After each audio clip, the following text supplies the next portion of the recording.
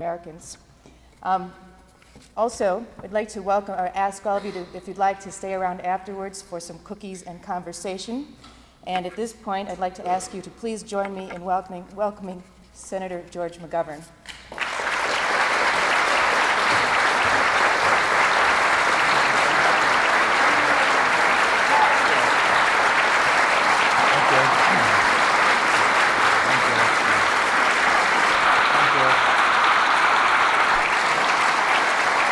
Thank you very much.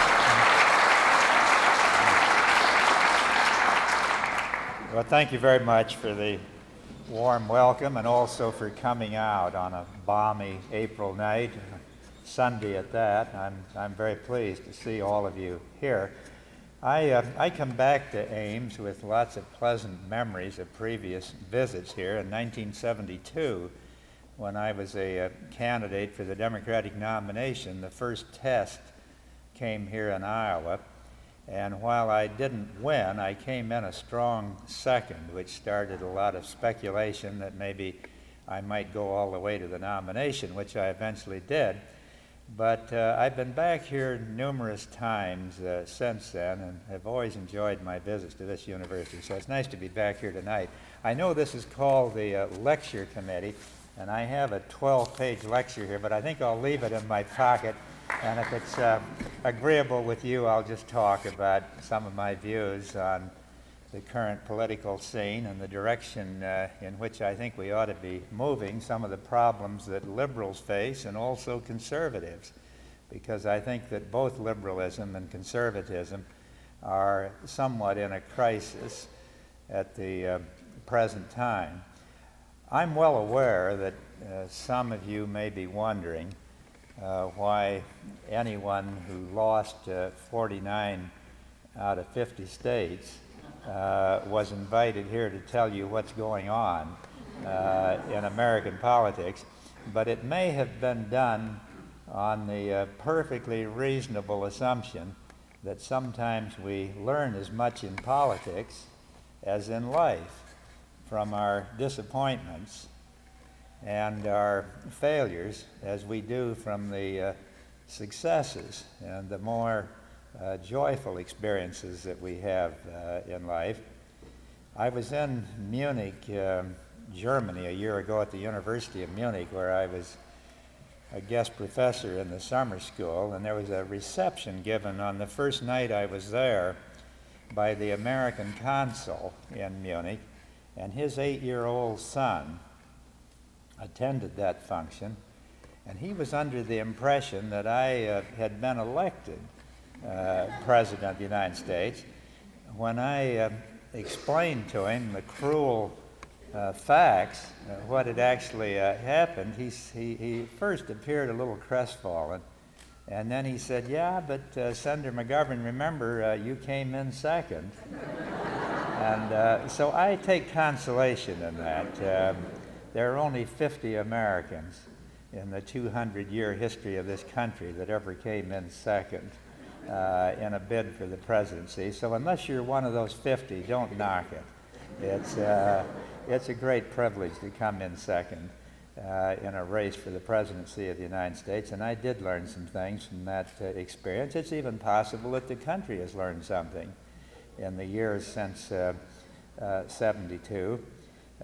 In any event, I have no particular yearning to trade places with the big landslide winner in that 72 election. But tonight I don't want to look back so much as I would like to look at the present and look to the future.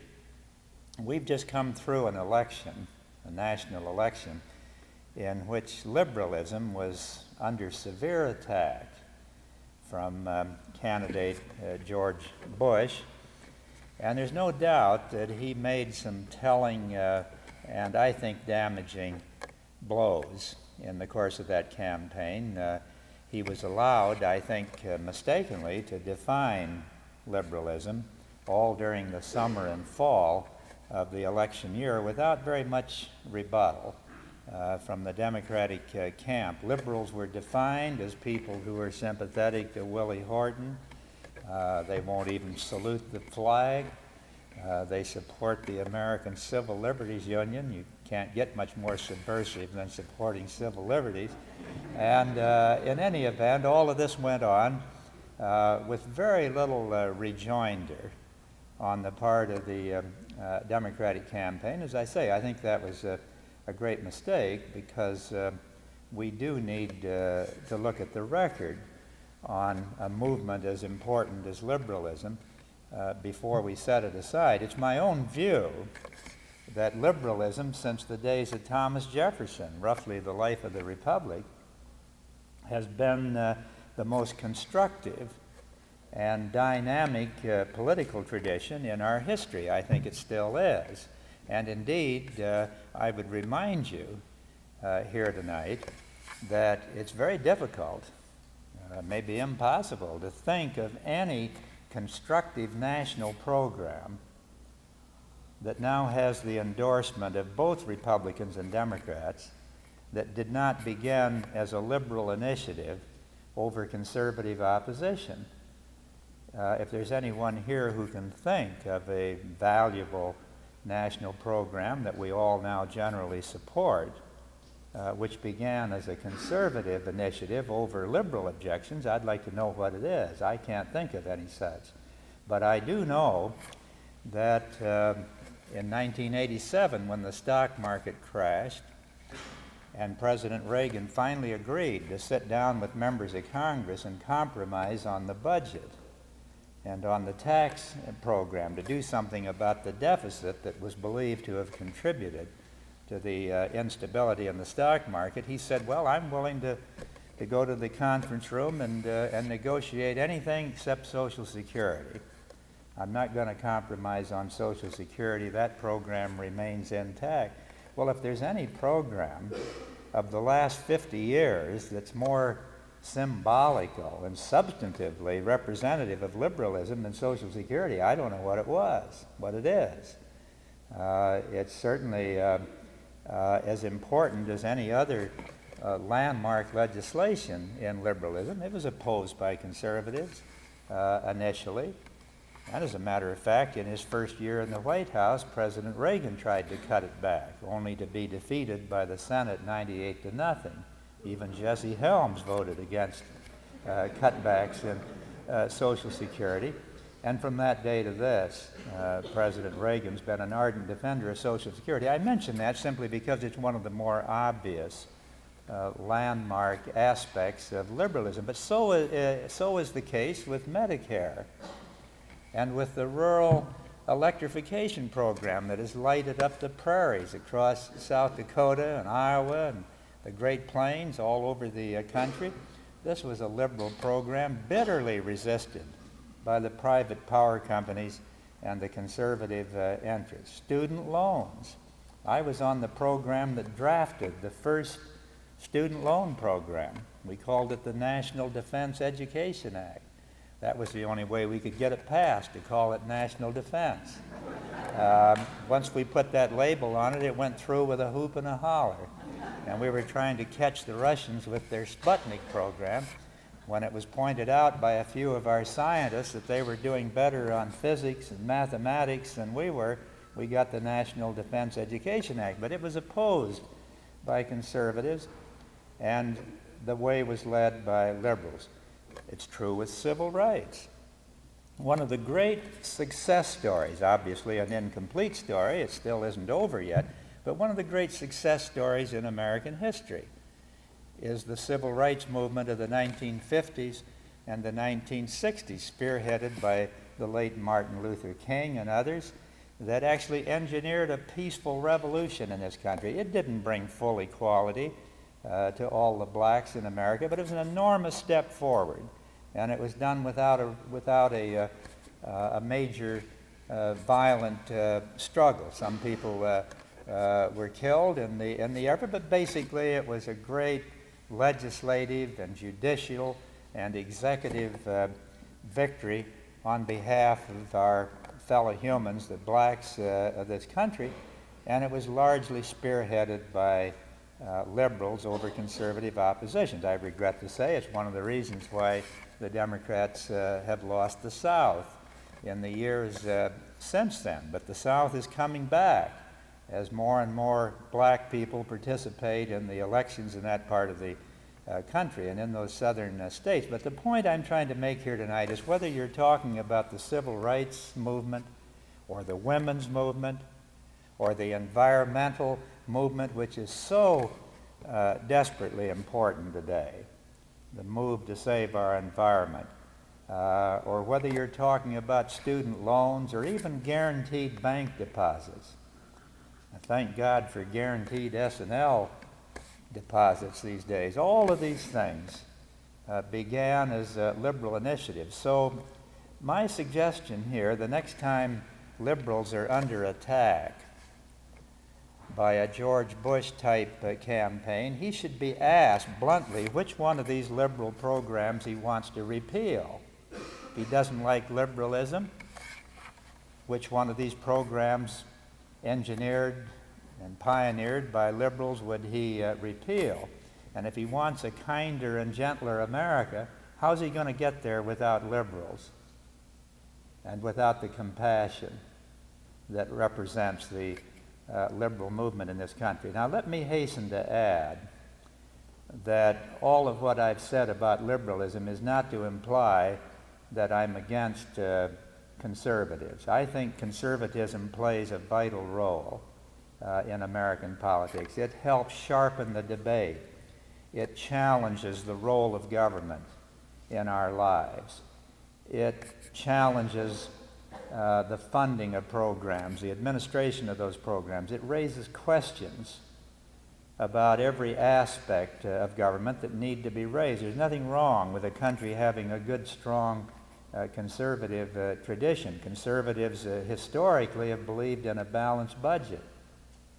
They believe that government should not intervene in our lives any more than is necessary to maintain public order.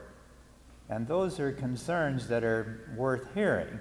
So I have no objection to a strong conservative tradition, and I think the balance, that is the creative tension between liberalism and conservatism, is the real genius of American politics. I come out of a rather conservative state, South Dakota. I couldn't have been elected, obviously, without the support of a lot of conservatives in my state. That's not what motivates me to respect them, although it doesn't hurt. But it does explain that all of us in politics probably are an outgrowth of the competition between conservatism and liberalism. All of us embrace certain aspects of both traditions. And I don't denigrate conservatives, but neither do I want the liberal tradition denigrated. And I thought that candidate Bush did a great disservice to the understanding of American politics when he painted liberalism as some kind of an alien doctrine. It's not. It's a great success story. It's the great cutting edge of progress in this country, and I think it will remain as such. Now, it's an interesting thing that sometimes people like President Bush, who incidentally happens to be a personal friend of mine, sometimes they'll say some good things about liberals, but I've noticed they don't do it until we die.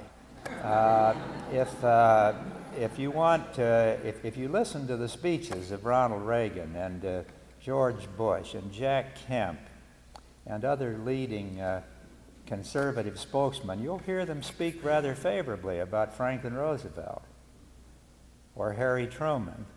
Barry Goldwater said the other day that Harry Truman was the greatest president of the last 100 years. That's even further than I would go with Harry Truman. You hear favorable comment about John Kennedy. Remember all the times Ronald Reagan referred favorably to John Kennedy, but not when he was alive, and not when Truman was alive, or Franklin Roosevelt. That's the trouble with these fearsome McGovern Democrats. They're still alive, and a lot of them are in the Congress and in the state houses, still walking around causing trouble. And so we never get any plaudits from our conservative Republican opposition. I was in a debate with Bill Buckley the other day, and he and I are undergoing a series of debates. I think we've had 12 or 13 now, another big one coming up on the 19th of June on public television. And I asked him near the end of one of those debates, if I promised to die before he did, would he say some kind words about the so-called McGovern Democrats? He was non-committal. But it's interesting, too, if you watch what's going on in the political dialogue, these conservative or Republican spokesmen seldom have anything kind to say about their own fallen heroes, their own deceased heroes. Almost never will you hear President Bush talk about the greatness of Jerry Ford or the inspired leadership of Richard Nixon or Warren G. Harding. Once in a while, they'll go clear back to Lincoln and give some indication that maybe Lincoln had some worthwhile quality, but you have to go back about 100 years before they find anybody they're really comfortable with on their side to quote. They'd rather quote John Kennedy or Truman or Roosevelt, who are now safely dead, but who they now seem to feel had rather respectable and laudatory records. Well, some of these are tongue-in-cheek comments, obviously, but I come here tonight to defend the liberal tradition and to tell you that I think in the years ahead, we liberals have an important role to play. I know that there are members of my party, and I recognize we have both parties represented here tonight, probably a good many independents as well, who are counseling, that is, prominent members of the Democratic Party, that we should move to the right or move to the center, that we've lost 5 out of the last 6 presidential elections, and that the only way we're going to get back in the White House is to move in the direction of Reagan or Bush, or sometimes described as the center. It's my own view that if the Democratic Party takes that road, we not only will lose even more heavily in 1992 than we did in 1988, but we will deserve to lose. As I said earlier, we need a powerful, respectable conservative party in this country. We need a good Republican Party, but we don't need 2 of them. What we do need,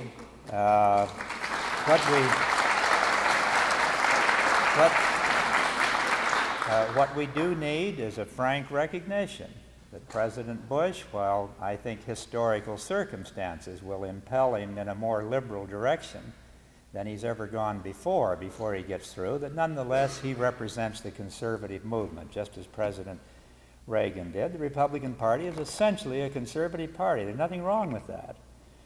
And we Democrats have a vital role to play as an honest-to-goodness liberal party. I'm old-fashioned enough to believe that Republicans should be conservatives and Democrats should be liberals. And it makes me uncomfortable when conservatives betray their historic standards. I don't understand conservatives who are not alarmed about the fact that during the Reagan years we almost tripled the national debt. Is that conservatism?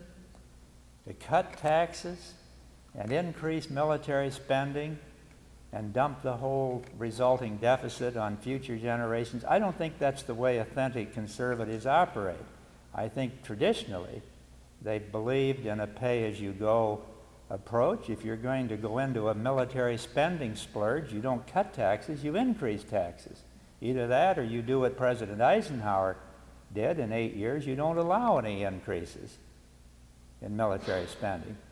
I don't think it's conservative to violate the Constitution and break the law, as was done by President Reagan and George Bush and Bill Casey and apparently Oliver North and others during this silly Iran-gate and Contra scandal of several years ago. All of those things represent a betrayal of the conservative impulse and conservative values. But we Democrats And we liberals have also been somewhat derelict in holding fast to liberal principles, and that's why it disturbs me when I read in the press these days prominent Democrats, some of them longtime friends of mine, arguing that the Democrats have to be tougher on national defense, that we've got to support some of these weapons systems we've been questioning, that we have to come across with a harder line on foreign policy. I think all of that flies in the face of the historic realities and challenges that now faces. Here you have the Soviet Union, the other superpower, as we like to call ourselves and call them, for the first time since World War II, really making bold initiatives on behalf of cutting down the arms race on a mutual basis, talking about cuts of up to 50% in strategic nuclear weapons, unilateral reductions in their tank and conventional forces in Central and Eastern Europe, discussions about mutual further reductions in conventional weapons with a willingness on their part to make deeper cuts because of their superior numbers of conventional forces.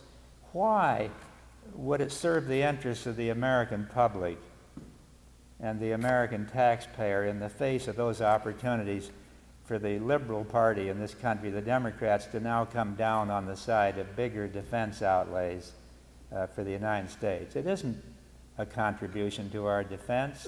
It actually weakens the real defense of the country. And we need to begin recognizing that the defense and security of this country depends more on the health of our economy and the quality of our education and the dependability of our environment and our physical infrastructure than it does on adding more and more to a surplus overkill capacity that we already have. I would argue here tonight that while it might have been politically popular at the time, this recent Reagan military buildup of the last 8 years was entirely unjustified.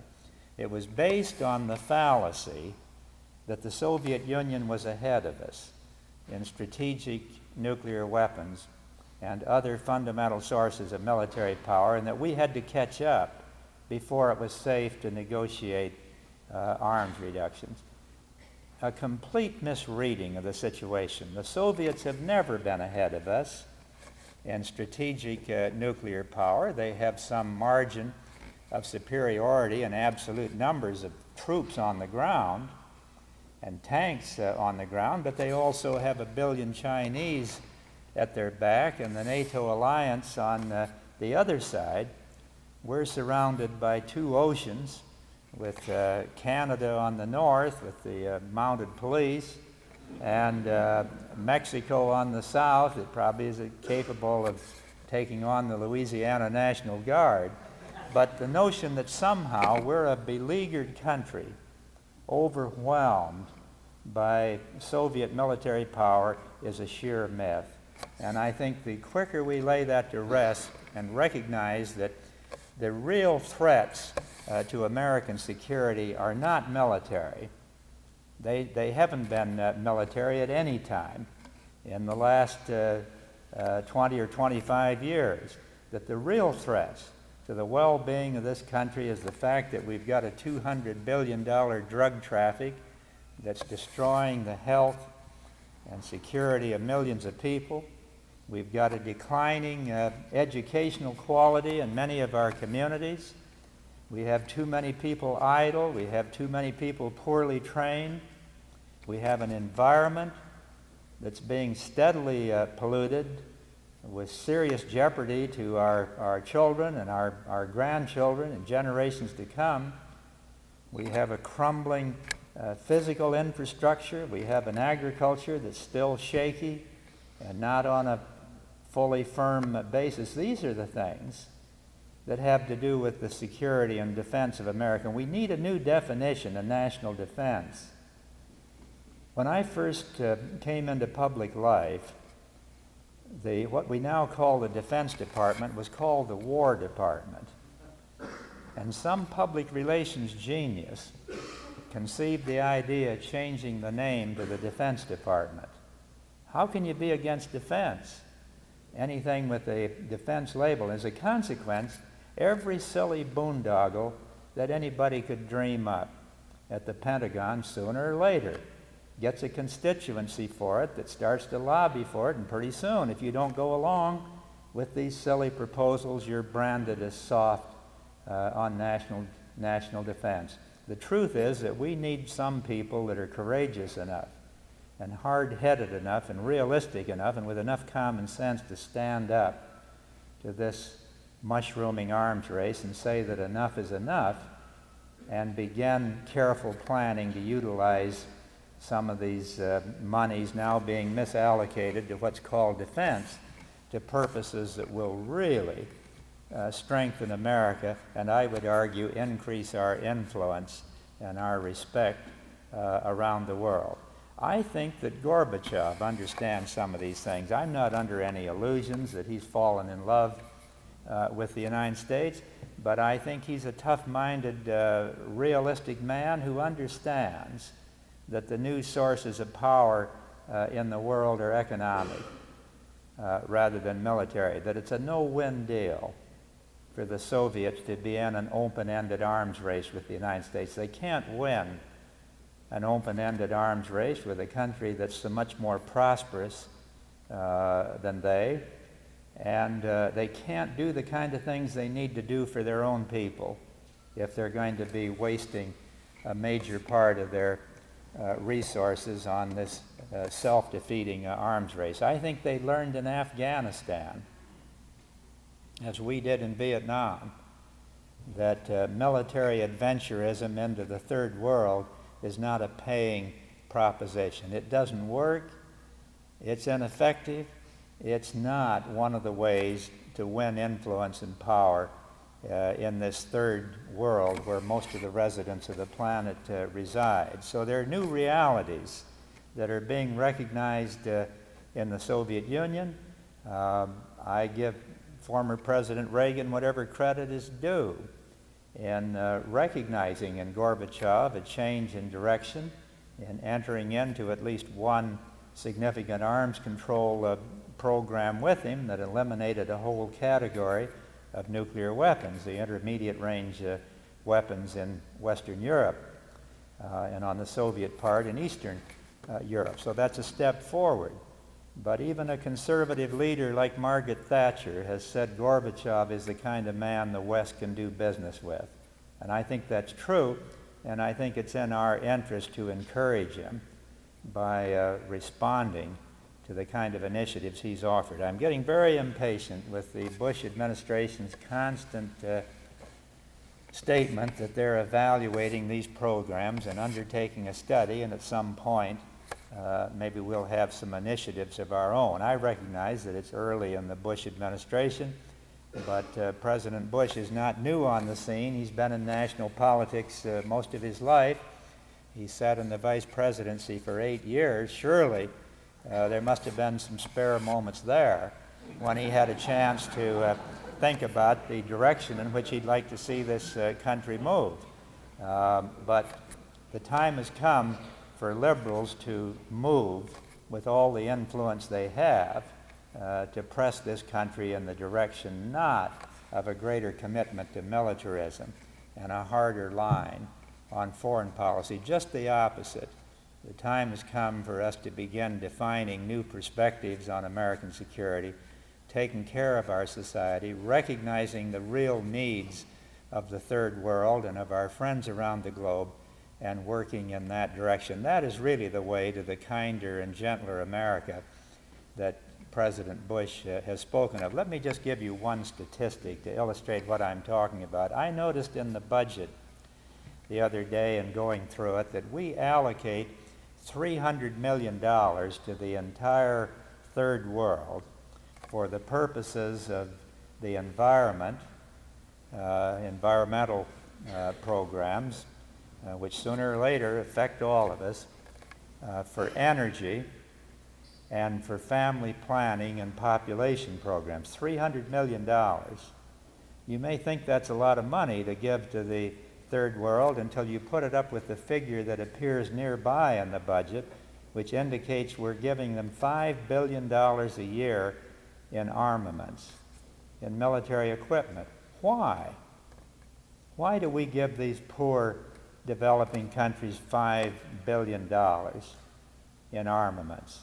I suspect it's to get rid of the surplus junk that we don't know what to do with in our own military system. We've got so much of it, it's better to give it away.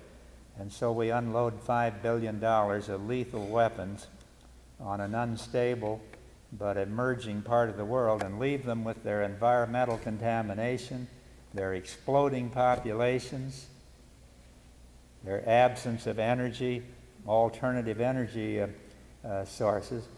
And what I would suggest here tonight is that we just reverse those two priorities. $300 million for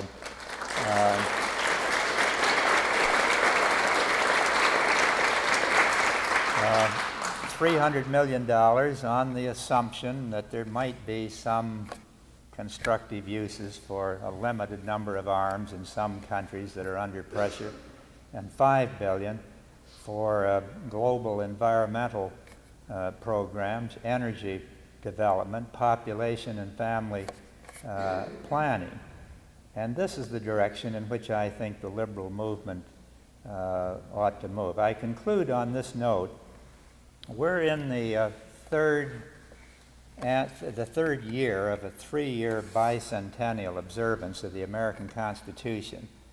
I'm an old American history teacher in the days before I went into politics, and I've been doing more and more of that since I left the Senate some 8 years ago. I've now lectured on 1,000 different campuses across this country, and I've been studying the Constitution for several years. And I've come to the conclusion that it's the most important single item in explaining whatever success we've had as a political democracy. It may seem old-fashioned and even somewhat trite to say that we need to recommit ourselves to a constitutional democracy, but we really do.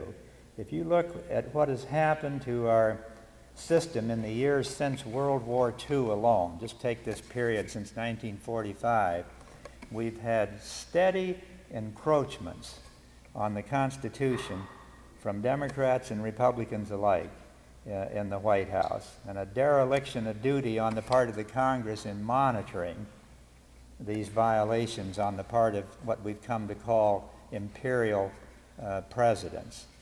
Covert activities, shabby, miserable activities, assassinating foreign leaders, rigging elections, carrying on secret paramilitary operations that the Congress has not authorized and knows nothing about, the kind of shabby operations that went on in Watergate and Irangate and in Vietnam, I regret to say. Many of these things, blatant violations of the Constitution of the United States. Now we read in the Oliver North trial, as his defense attorneys have forced the government to release a 42-page document showing the role of the president and the CIA director and the vice president in these illegal operations.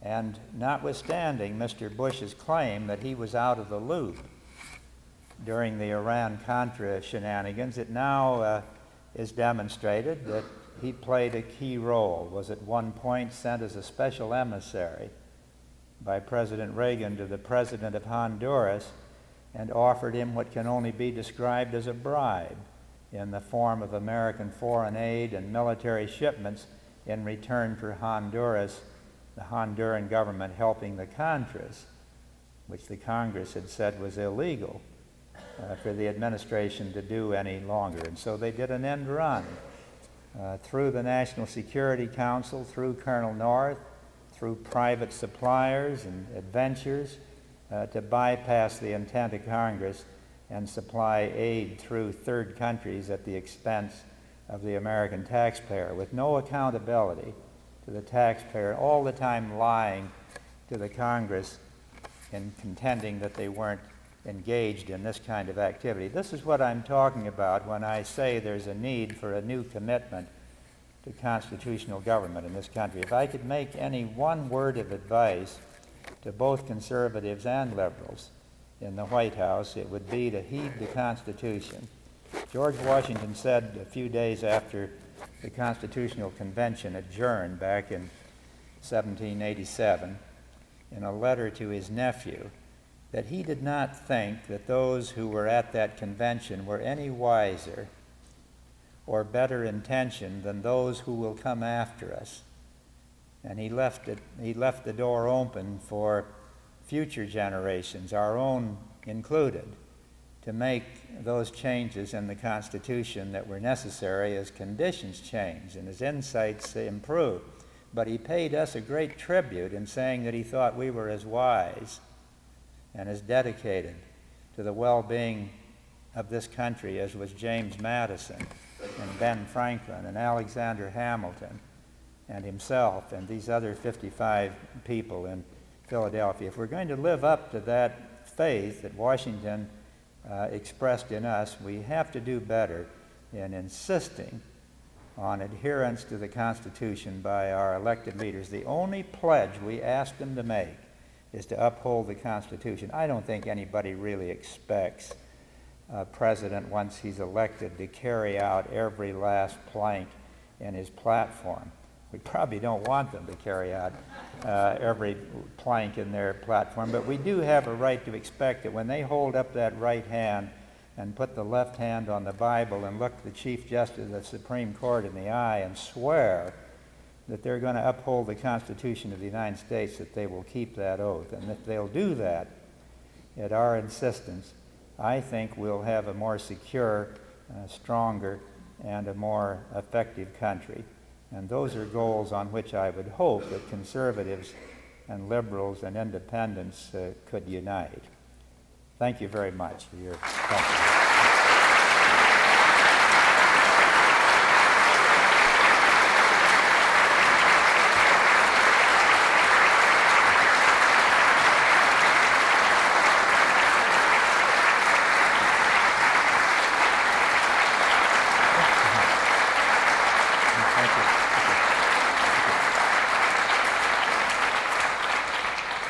Okay, well now is question period, and I guess we can go on here for 20 or 30 minutes or whatever. Would you please comment about your views concerning the United States policy in the Middle East, specifically between conflict between Israel and PLO and in the South? The question was my views on the Middle East with special reference to the Palestinian-Israeli conflict, and the other question was on South Africa.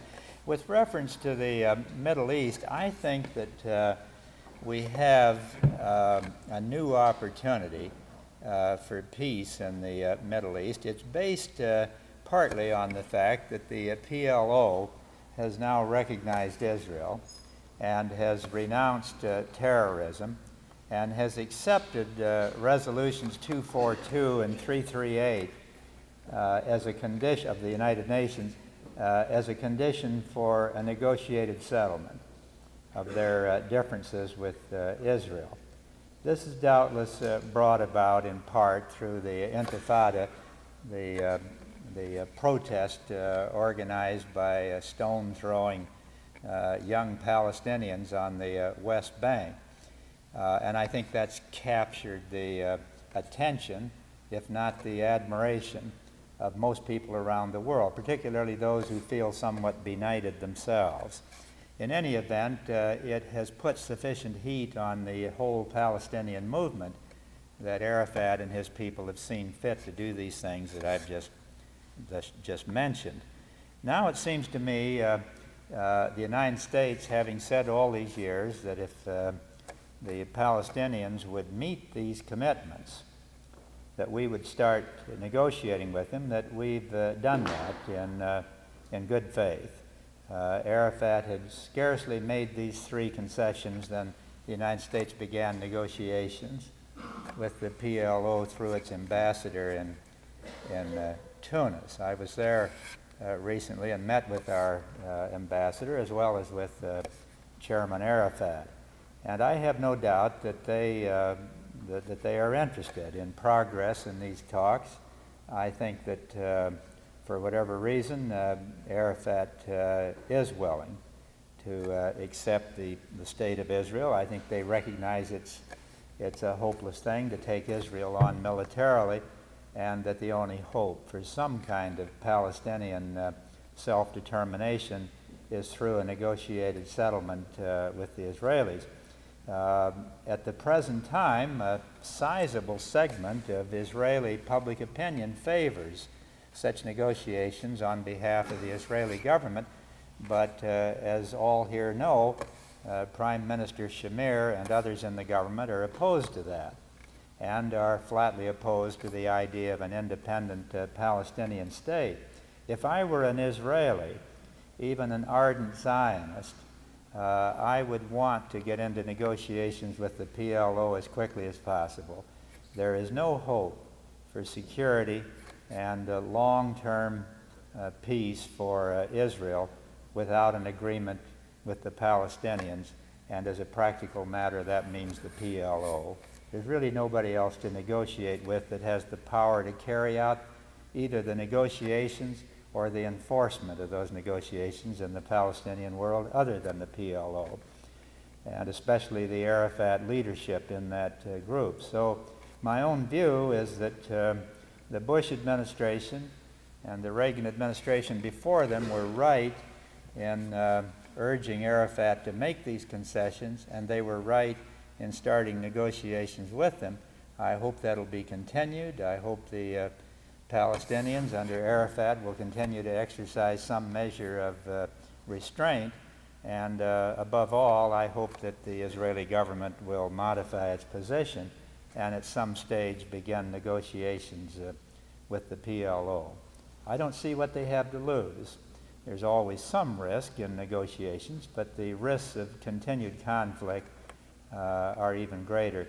As for South Africa, I'll just say very quickly that I have supported all of the measures of tightening pressure on South Africa. I would not support American military intervention there. And I think even the ultimate economic weapon ought to be applied step by step and gradually as we're doing. I'm encouraged by the fact that the South Africans have agreed to grant Namibia an independence, finally, in return for a Cuban pullout from Angola. One can only hope that that will go forward and that they will begin addressing more realistically the demands of the black population, which is the majority population, for a full measure of equality and justice inside South Africa. Senator McGovern, we've spent billions in the past few years on this thing called SDI, Space Defense Initiative.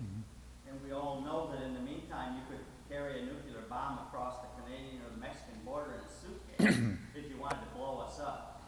Recently, the administration has started to suggest that maybe it's SOI, Space Offensive Initiative. Can you comment on that?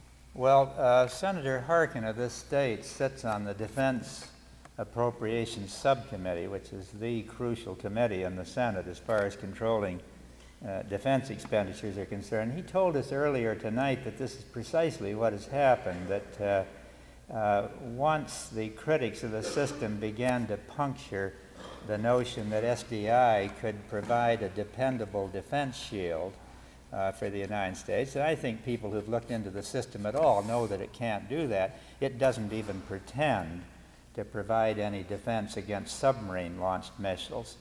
It has no defense against bombers. Its defensive capability is aimed at intercontinental ballistic missiles, and even its wildest advocates would not expect that it could knock down more than a fraction of incoming intercontinental ballistic missiles, so that if nuclear war comes, the United States will disappear whether we have an SDI or whether we don't, and so will the Soviet Union. We'll just be gone if nuclear war should come. So the only defense against a nuclear war is to give up the notion that there is a defense, and for each side to either exercise enough restraint because of wisdom, or more likely because of the power of the other side, so that no attack begins, the gospel of deterrence. So far, it's worked pretty well. It's a very dangerous situation, but so far, the capacity of each side to destroy the other has apparently helped prevent war. Now, we're so far beyond what we need for deterrence that I would argue that it's in the interest of both sides to scale down these forces just as fast as we can. But what Senator Harkin told us in Des Moines tonight earlier is something I have also read from other authorities in the field, that having recognized more and more the defensive limitations of SDI, it's now being sold to insiders for its offensive capability. And of course, this is what the Russians have feared all along. Once you have weapons in space, those weapons can not only shoot at incoming nuclear weapons launched by the other side, but they can shoot you. They can hit targets on the ground. They can knock out the missile system of the other country. They can hit cities. And more to the point, what we're being told is that they can knock down the Soviets' satellites. Now, these satellites are the defensive eyes of a country in the nuclear age. This is how the Soviets know what we're doing, and it's how they identify whether they're being attacked. If you knock out their satellite system, in a sense, you don't really decrease their